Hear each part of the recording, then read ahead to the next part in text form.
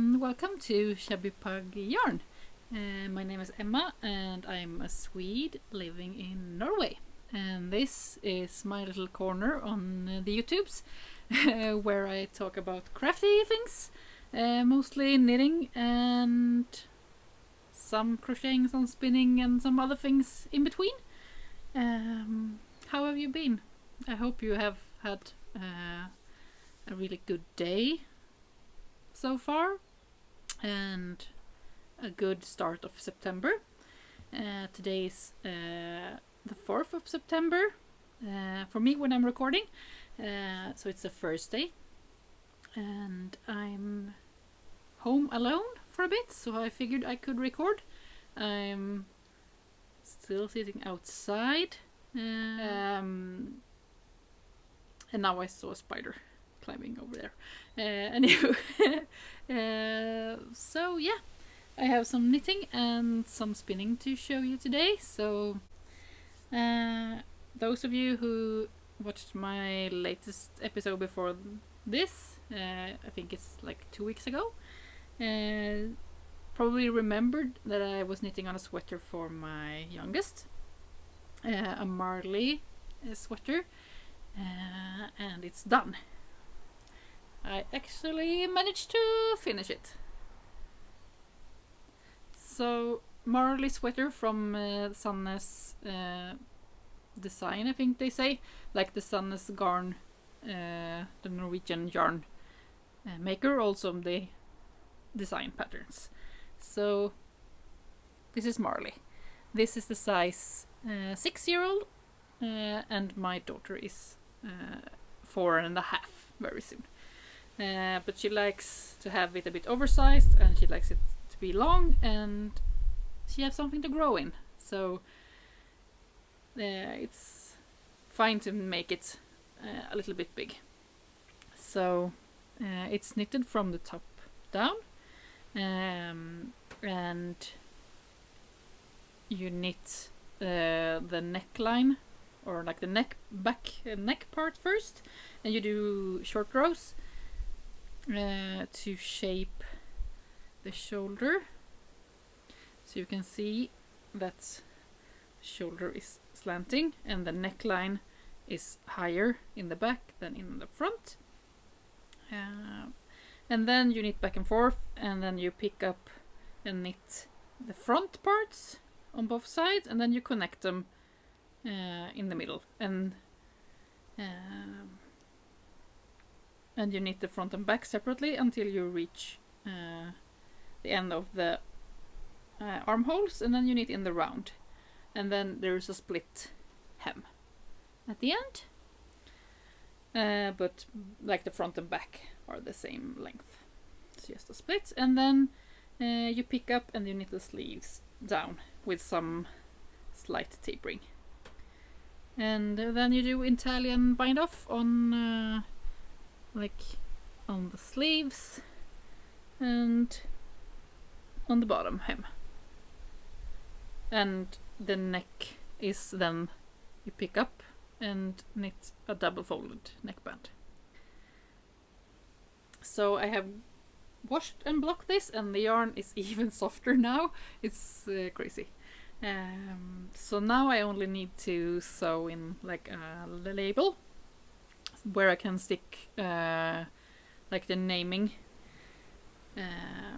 like in kindergarten and in school, all the clothing needs to be and stuff needs to be tagged with a name, and I actually have like these stickers with my name and phone number on things that could be left somewhere else. So like if we're going to going swimming, or if we're going to gymnastics and forget a sweater, there's a phone number so they can call me for like outer wear. So this will probably get one of those with my phone number, so I can so we don't lose it if we forget it somewhere. But usually we have been lucky so far. I haven't lost anything yet. But yeah, this is my finished object for this time. And then I had 3 new cast-ons. So perhaps I should start with the probably obvious one. Sorry for the clinking of the needles. I showed in the latest episode these 2 yarns. Chunky Ballerina Mohair from Sandnes, and Bursted Alpaca, so brushed alpaca, also from Sandnes. So these 2 are working together on chunky and clunky needles for a Noah sweater, which is also a Sandnes garn design. So I have started on the neckline. Let's see. It should be this way. No, sorry. This way. So this is kind of a similar construction. So you cast on for the neckline and you do some German short rows and a raglan increase. So I'm just recently cast this on. I needed something to cheer me up the other day, and I was done with the Marley sweater, so I started with this. And the fabric is really, really nice. And it has a wonderful halo. I don't know if you can see. It's really, really nice. And yeah, top down. So this is the top here. And yeah, it's regular raglan increases, nothing special, but an oversized cozy sweater.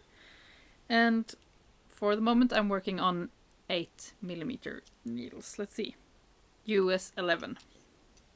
And then I believe it's smaller for the ribbing, and I will pick up a neckline later on as well. I'm contemplating, like when I have finished the first skeins, that I perhaps when I'm going to swap to new ones, I will pick up the neckline and knit it first, even though the pattern says to knit it last, just so I can try it on and check like if the depth of the raglan and for the armholes, if it's like a shape that I like, or if I perhaps need to modify it a bit. So I will probably do that, because it's hard now when like this hole is quite huge. I have no idea how much it will like cinch together when I do the neckline. So I think I will do the neckline before I knit to like the armhole depth is done. So yeah, hopefully we will see some good progress on this, since it's large needles. I don't like knitting on large needles very often, but once in a while it's really nice to have something on bigger needles, so you get like the satisfaction of seeing it growing while you're knitting. So yeah, it's very nice, and I really like the colors. So it's a blackberry and pale iris are the color names. So yeah, I'm just rushing through things. Pretty stoked about all my things. And since the last time, I have 2 more cast-ons, and that's probably why I haven't gotten so far on the Noah sweater yet. I'm actually participating in a test knit, which I'm about to show you. It's from a Swedish designer who calls herself Hagenhuse. This is not finished yet, and it's not blocked, so it's a bit hard to show you. But it's a cowl called Nori, and here is mine so far. So I'm almost finished. I need a couple of more centimeters on the ribbing. Let's see if I can fold it out. It curls a bit on itself. So you have this, I think you call it like a European shoulder design, and then you have a shorter back piece and a longer one in the front. So like when you want to have some warmth around your neck and like in the front, if you have an open jacket but don't want a thick sweater, you can use this. So I think the edging will look really nice when I block this, but right now it's curling a bit. So just a couple of more centimeters, then I'm done, and I will finish it today probably, since I'm going to swimming, or I'm not going to swimming class, but my kid is going to swimming class, and I'm not allowed to, like parents aren't allowed to sit there. We have to like go somewhere else while they are having the swimming lessons.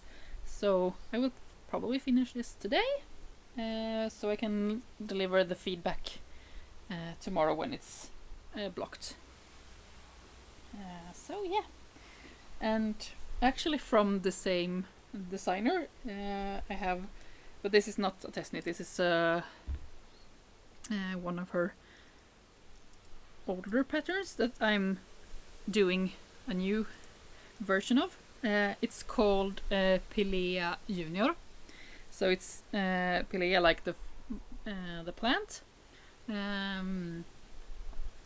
I have several of those. They are really pretty, like the green plant with the round leaves. So it's named after those. And this is the start. It's going to be how do you say it? Like not wrist warmers, but like fingerless gloves or mitts, perhaps you say. So it's no fingers and just a little bit of a thumb on it. And this one is in a ribbing. I made a pair for my oldest like 3 years ago, probably. And my youngest requested new ones because she has been using the old ones, and they're starting to be a bit on the small side because they have been used in wet weather for many years and many wet days in kindergarten. So they have felted and shrinked a bit. So she wished for a new pair. She doesn't know that I have cast this on. So I only knit it like when she's sleeping. Luckily she's sleeping long in the mornings on Saturdays and Sundays, so I can sit and knit for a bit. So this is the start for a pair of mitts, and this color is right up her alley. It's a new to me yarn. I got it from my one of my local yarn shops called Stitch. And they have this yarn from a company called Lise Taylor. It's a French company, and they make a lot of fabric, but they also have yarn. And now my fabric and yarn local yarn shop, they have like a trial, are taking some of the Lise Taylor yarn. And I really was intrigued because it's very bouncy. It's a merino, 100% merino in a fingering weight, and this is the color Super Pink. So let's see if you can focus. I don't know if you can see. I think you can. Like it's like a really round ply, or like the strands are really round. Oh, it's hard to make it focus, I'm sorry. So yeah, and it's really squishy. And I think I prefer like this type of feel on the yarn. My guess, without knowing, is that the yarn has been carded instead of combed before spinning, and that's why it has like this property. So yeah, it will be interesting to see how it will hold up, but I'm like knitting this for a 4-year-old. It's a quick knit, so I can easily whip up a new pair if needed. But usually my daughter isn't very like hard on her knits, so probably it will be fine. But I'm interested to see how it will hold up. But knitting with it is a pleasure, even though I'm knitting on quite a tight gauge. This is on 2.5 millimeter needles, and that's a US 1.5. So it's quite a tight gauge, but it works really well, and the yarn is really nice to knit with. So yeah, that was all the knitting things, and then I have a quick. I spun up a yarn like a weekend ago, probably, that I want to show you. I was panicking a bit because I had some trouble with my spinning wheel. I have an electric one, but I got some really good customer service and help with how I could try to fix it, and it seems like it's working, but I haven't, like, I'm not really sure, but I hope it will be fine. But to try out if it worked properly, I took some Rolex I had and I spun up this yarn. So it's a quite uneven, but I think it's really nice either way. This is from a Norwegian, I don't know what to say, wool maker. She doesn't do it anymore, unfortunately. Rent Oppspinn. But I got a lot of her different Rolex and some advent bats and things when she was active selling wool. So this is quite a nice mix. It's 50 grams in this, and it's now I don't know the name in English, but it's a Norwegian white sheep. It's pelt wool, alpaca, bamboo, silk, and some glitter. I don't know if you can see, it's a tiny bit of sparkle in some places. Yeah, I think you can see it. It's green, some green glitter in it. I don't know what to make with this yet, but yeah, it was a really nice color. So yeah, and it really like motivates me to spinning more. I have some braids in my stash that I want to try on, hopefully pretty soon, so I can do some more spinning to like alternate between knitting and spinning and doing other things. I have been building some Legos lately as well, just to try doing different things in different positions so I don't get any aches. Sometimes I can be stiff in my fingers, so it's good to do different things. So yeah, that was a tangent. But yeah, this is the yarn that I spun, and then hopefully I can show you more yarn as I hopefully can start spinning a bit more. Yeah, that was all the crafty things that I have been working on. What's coming up, except knitting on like the projects I have, is that it must be not this weekend, since it's first day today, not this weekend, but the next weekend. There's a wool and knitting festival in the town where I live, so I'm definitely going. This is the first year that I'm going without my mother, so that will be really weird. We have had like a tradition that my parents travel from Sweden here to Norway, and my dad plays with the kids, and me and my mom can go to this wool yarn and crafty festival for the day. Usually we're there when they open, and then we are there for like 4 hours or something, 5 hours, probably 4, and eat lunch outside, and it's really nice. So, but unfortunately she couldn't this year, so I'm going by myself. I haven't checked yet if any of my friends are going, but hopefully someone are, so I can tag along with someone. I have some loose thoughts in my mind about perhaps record more like a vlog style while I'm there if I'm going alone. So if you think that would be interesting, you could please tell me, like in the comments, if you want to see any like more vlogging content. I have never done it, but perhaps it could be fun.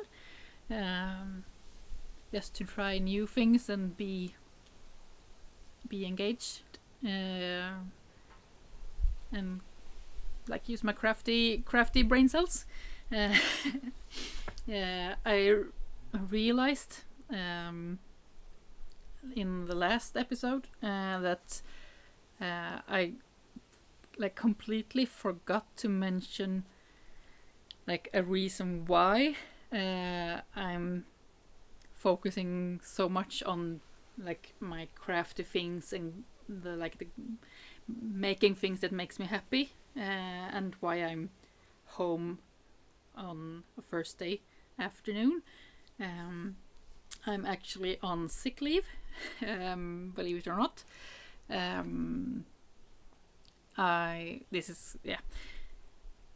It feels kind of personal, but I'm very open about it. So yeah, I should just tell you, I have a stage 4 colon cancer. So not very fun. I'm very fortunate to have very competent healthcare team around me. They are taking very good care of me. So I have been in treatment for almost 3 months now. I'm fortunate, I would say, that my type of tumor, the cancer type, is very reactive to immunotherapy, in theory at least. We don't know yet if mine is, but like they have done a lot of labs and tests on the biopsies, and it should answer really good on this treatment that I'm getting. So yeah, I don't feel great, but still I could have been like a lot worse. I don't. If you're new here, I haven't mentioned it in quite a long while, but I had cancer as a kid, an osteosarcoma, so like skeleton cancer, when I was a kid. So I have had the chemotherapy, like the heavy duty stuff. I have tried it, but luckily the treatments are moving forward. So like 15, 20 years later, 20 years more, 20 plus years later, the treatment is better. The medications for like the side effects are better than 20 years ago. So I can like kind of compare how I felt, how I remember feeling then to how I feel now, and I feel very lucky to have the opportunity to get the medication that I get, and I'm also very thankful to live in Norway, I must say. Like, I don't have to pay for the treatments. I can be home on sick leave, so I don't have to worry about my work. I miss my work a lot, but I'm in no shape to work while doing these treatments. So I just need to focus on getting better doing the crafty things that makes me happy, and to like keep my positive vibe and be as much as I can with my kids and do the fun things. So yeah, I should have mentioned it last episode, but I completely forgot. It's like my new everyday, so I just have to take it one day at a time. But yeah, I'm going to do my best to feel as good as I can and beat the cancer crap. Again, I just need to. There is no other options, so I'm just going to be here, craft, record episodes on YouTube, and I hope you will hang out with me from time to time at least. There's so many beautiful butterflies. I'm sorry, I'm so distracted, but there's a lot of butterflies flying in front of me, so I get a bit distracted. Anywho, yeah. I hope you will hang out with me from time to time, as I said, and we can talk about crafty things. That would be really nice. Are you going to any knitting festivals this autumn? Are you working on any fun projects? You can please tell me what you're working on, if you're actually knitting while watching, or what you are doing. It will be really nice to connect a bit. I really like that. And I was very moved and happy when I got so many comments on my last episode that many people were happy to see me, even though I've been MIA for quite a long time before. But hopefully I can be more consistent. Yeah, that's about it, I guess. A lot of rambling on the end that I didn't plan, but hey ho, that's how it is, I guess. I hope you will have a very good day, morning, evening, whatever time you're watching this, and I hope you will have a lot of crafting and knitting time, and see you in the next one. Bye!